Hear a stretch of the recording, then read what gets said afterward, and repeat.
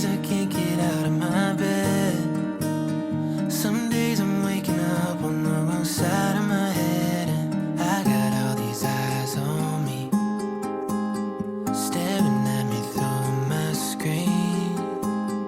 Most nights I just can't wait to lie down. So tired from my Hi everybody, so I hope you're well and having the most incredible day as always. Welcome back to my channel. I hope you guys are doing well. In today's video we are diving into my October reading wrap-up for 2023, and I cannot quite believe that we are already diving into October's wrap-up. The year is going too quickly. I feel like we are already in November. It's absolutely ridiculous. However, I did manage to get through 10 books and I'm so excited to share with you the books I read, my thoughts and opinions. I have quite a wide range of star ratings as well. So without further ado, we are going to dive right into the video. I hope you guys enjoy and carry on watching. So the first book I picked up in October was Maggie Moves On by Lucy Score. Now this was mine and my two friends Becky and Becky's book club pick. We have like a little book club between the three of us, and this was Becky's pick. They're both called Becky, so it's kind of irrelevant to you which one I'm talking about, but it was Becky's pick, and this was actually her pick for September. So I was kind of late finishing it. I did start it in September, but I did finish it in October. I absolutely loved this. I gave this one a 5-star rating, which I didn't expect at all. I actually have had this on my TBR for a very long time. She's actually releasing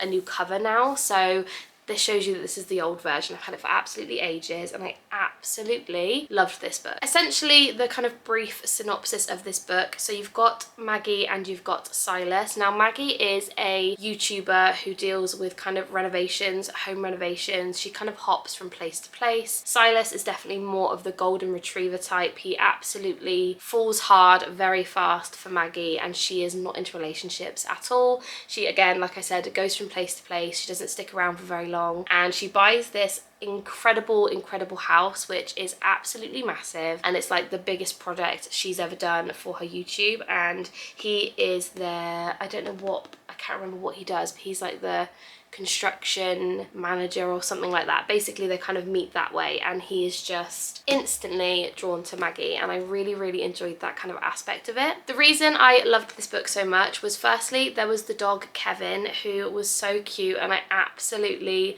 just loved reading about him. So he was adorable and I loved that. I also really liked the kind of stories within the story. There was a lot going on that kind of all tied together at the end, which I really enjoyed. And I also loved every single character. Like, there was no character in this book that I didn't like or who was like a negative character. I just loved every single one. So I gave this one a 5 stars, as I said, and I absolutely loved it. So yeah, 5-star read. If you haven't read this book, highly recommend. It was so good. The next book was again mine and Becky's book club pick for October. So I thought, you know what, let's read this now because I didn't want to leave it too late again. Essentially, it was Too Late by Colleen Hoover. I didn't even do that on purpose, but yes, Too Late by Colleen Hoover. This was other Becky's pick for the month, and I again have had this on my TBR since it came out, I think a few months ago. Colleen Hoover books for me are a very easy read. I know that a lot of people don't like Colleen books, which is absolutely fine.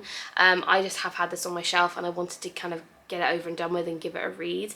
I absolutely loved this book. It was so good. It was not what I expected at all, so I was really shocked about it. I didn't read the back as I kind of normally do. I avoid reading the synopsis of all the books because I just don't want to ruin it for myself, but it was not what I expected at all. It was very complex. There was so much going on. It was just incredible. So essentially, a brief rundown of the book. You've got Sloane, who is the kind of girl POV. You then have Carter, who is another POV, and then you have Asa, who is another POV. Now, it was very interesting to read because Asa, you instantly find out, is not a nice person, so it's very interesting to read from his point of view. This book was not what I expected at all. I wouldn't even necessarily say it's a thriller because it had so much mental, physical abuse. It had mentions of drugs and things like that. It was definitely just insane. There was so much going on, so many plot twists. I literally could not put this down. It was so good. I gave this one a 5-star, which I did not expect at all. I thought it was just going to be like a thriller book, so I didn't expect it. It was not like Colleen's writing at all. It was absolutely insane. I loved it so much, and if you want I don't want to say like a dark romance, but it was definitely more on the borderline of a dark romance rather than a thriller. It was just incredible. So again, it was a 5-star read for me. I absolutely loved it. And if you guys do want to read this, I highly recommend it. Just don't read the back and go into it blind because it was insane. I will say though, if you do find it hard to read about kind of different types of abuse and drugs and that kind of thing, you probably won't like this book. But if you don't mind reading that kind of thing, I do recommend it. It was incredible. So the next book I picked up in October was Hookline Sinker by Tessa Bailey. This is part of a duo, which I believe the first one is called It Happened One Summer. I really liked the first one. I gave this one a 3-star. I didn't absolutely love it, to be honest. I think I expected so much because I really enjoyed the first book, but this one just like wasn't as good. I liked the characters. You've got Fox and you've got Hannah, and I really liked their kind of bond and their relationship. I do think at the start it kind of jumped in a little bit too quick for me. It kind of started with them sort of texting each other, so it didn't have much build up into how that came about, if that makes sense. I think that's why I didn't connect to them so much. There wasn't enough build up for me, and also, I don't know, it was just very long. It was nearly 400 pages, and I feel like for a book where there's not a lot going on, it was just dragging a lot. I did also listen to this on audiobook, so I did kind of do both, and I think again it just wasn't it for me. I did like it, and I would recommend it if you've read the first one to kind of close the story and to get a little bit more about the universe they're in. I would recommend reading it. It just wasn't my absolute favourite out of the two, if I'm being honest with you. And I can't even really tell you what this is about without completely spoiling it, but you've basically got Hannah who ends up staying with Fox in his house while she's in town. So it is like forced proximity vibes. There is spice in it, but like halfway through, I don't really know what even happened in this book. That is how I feel about it. So I gave it a 3 stars. It was good. It just wasn't my favourite. The next book I read in October was The American Roommate Experiment by Elena Armas, which is part of the Spanish Love Deception duo. I, again, gave this one a 3 stars. It wasn't my absolute favourite, but I did enjoy it. I just don't think I fell in love with the characters as much as I kind of wanted to in this book. So you have Rosie and Lucas, and Rosie is the best friend of the girl in the first one, and Lucas is her cousin, as in of the girl in the first one, not Rosie's cousin, because that would be weird. But yeah, basically this is like a forced proximity, really slow burn romance. I actually enjoyed the slow burn, which is something I don't normally enjoy in a book, but for some reason the kind of bond they created in this book, I really enjoyed it, and I thought it was really good. I don't think I would ever feel the need to read this again, so that's why I gave it a 3 star. It wasn't necessarily bad at all, and I think if you've read the first one, you should read this one because it did tie a nice bow in the whole universe. Again, similarly to Hookline and Sinker, I don't necessarily think either of these are absolute incredible reads, but I do think that both of these are nice to tie a knot in the end of the stories, if you know what I mean. You kind of get so much more in-depth and detail about the universe, and that is what I really enjoyed. But again, this one is about Rosie and Lucas, and Rosie is a dancer. She teaches children how to dance, and Lucas, I think, was he something to do with sports? I can't actually remember what he did now, but all I know is he had a lot of money, but I can't remember what it was he did. But yeah, this is like a forced proximity, very slow burn. Again, it was good. It was dual POV. I did enjoy that. I just don't think I would ever feel the need to read it again. So that is why I gave it a 3 star, but it was good. The next book I read in October was The Cheat Sheet by Sarah Adams. Again, this is a book that I've had on my TBR for a very long time. I don't know what it was that kind of didn't make me want to pick this up, because I actually really enjoyed it. I gave this one a 4 star, and I just really enjoyed the kind of friends to lovers romance. So in this one you have Bree and you have Nathan, and Bree and Nathan have been friends for years, like so long, and Nathan is a famous footballer and Bree is a dancer. Again, very similar to The American Roommate Experiment, so I really enjoyed it. I just really enjoyed the friends to lovers aspect of this book. I don't know what it was that I enjoyed about it, because normally, again, I find that it's very slow and it kind of drags on, but for some reason this book was just so good. It was 300 and like literally just over 300 pages, so it was a really nice size for a romance, and I just absolutely loved it. I don't want to tell you too much about it because, again, going into this blind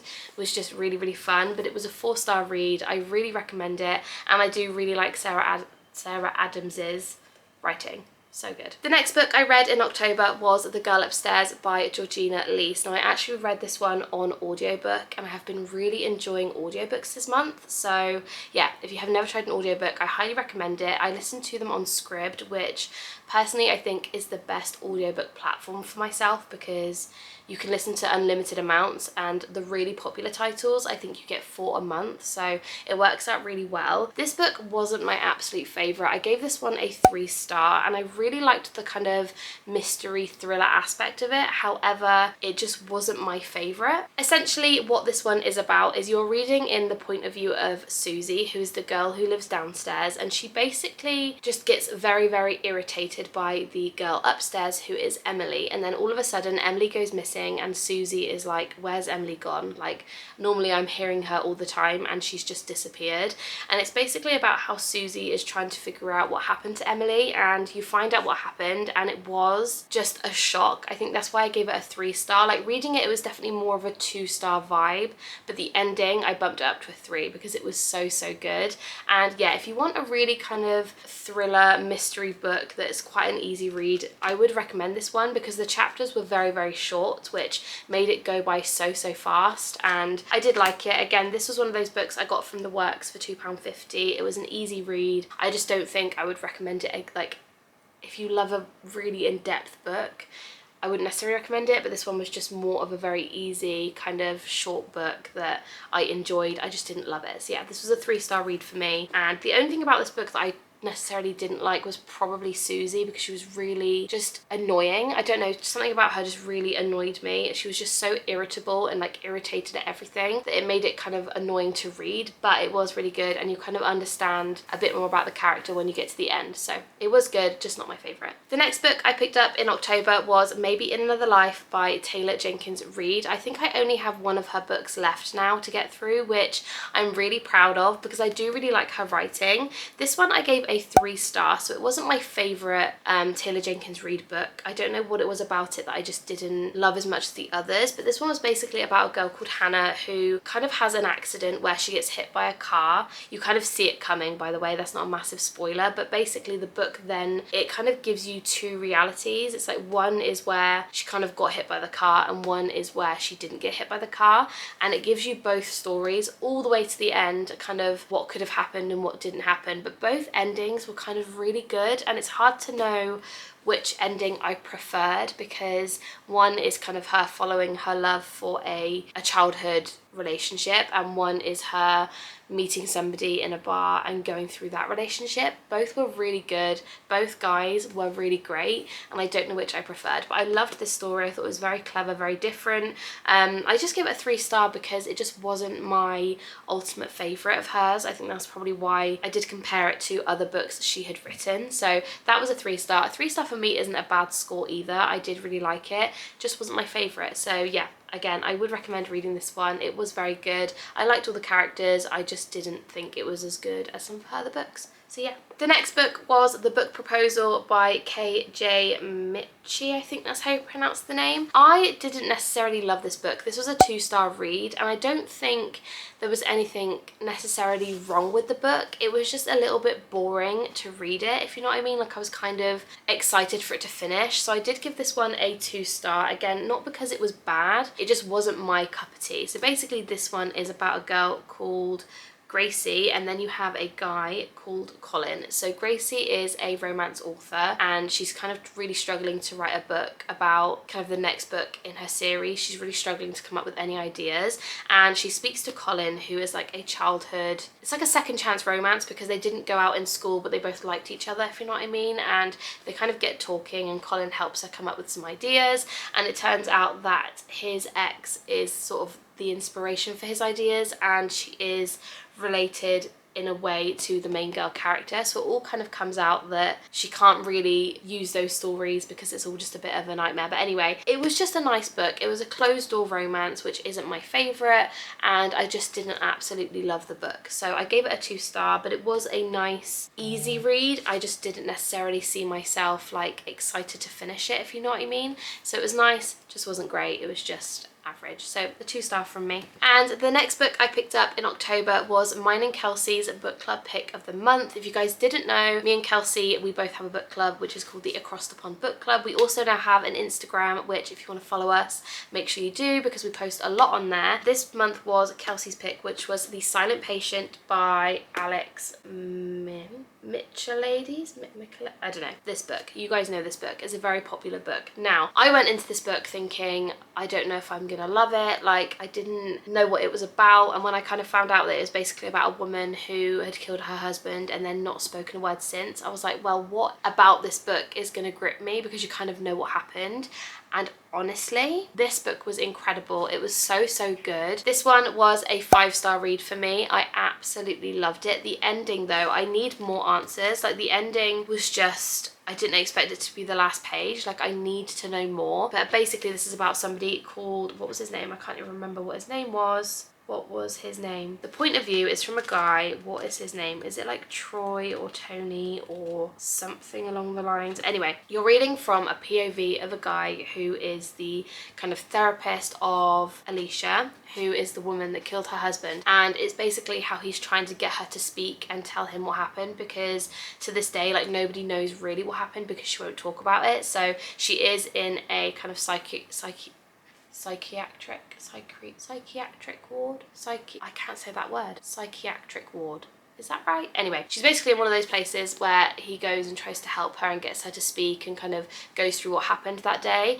And when you find out what actually happened, I was floored. It was so good. It was a 5-star read. I could not believe it. I'm not even going to tell you because it's going to spoil it, but read this book if you want a good thriller and a good mystery. It was just so good. So please read it. You're welcome. And the last book I read in October was Practice Makes Perfect by Sarah Adams. So I actually got through 2 Sarah Adams books this month, which I'm really impressed by. So I don't have any of hers left now. But this book was so good. So at the start I made some notes on my phone, and she says things like holy guacamole and holy potato instead of actually swearing, which like cringes me out. I don't know why, I just really don't like it, but you kind of understand why she's like that towards the end, so I kind of got over that straight away. This one is also a grumpy sunshine. So you basically have Annie Walker, who's a florist. She is a very happy, bubbly person, and then you've got Will, who is a bodyguard, and he is the bodyguard of the girl from the first book, and Annie is the sister of the brother from the first book,